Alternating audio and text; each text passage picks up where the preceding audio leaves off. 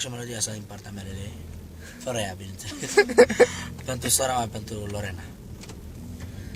Nu te văd de atâtea zile și mi-e mare dor de tine, viața mea.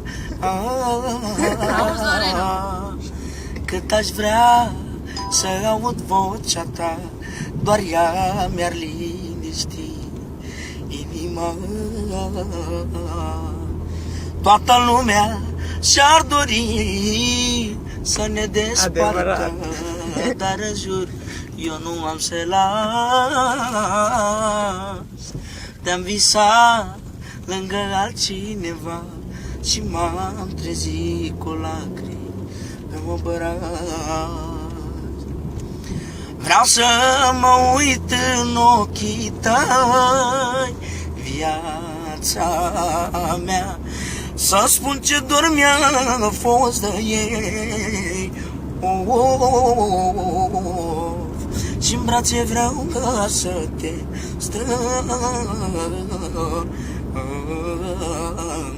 să spun de câte zile plâng.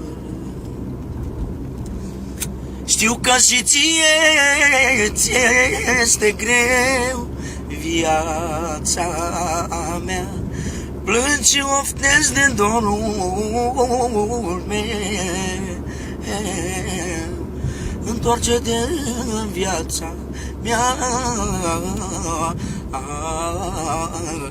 că nu mai suport lipsa ta.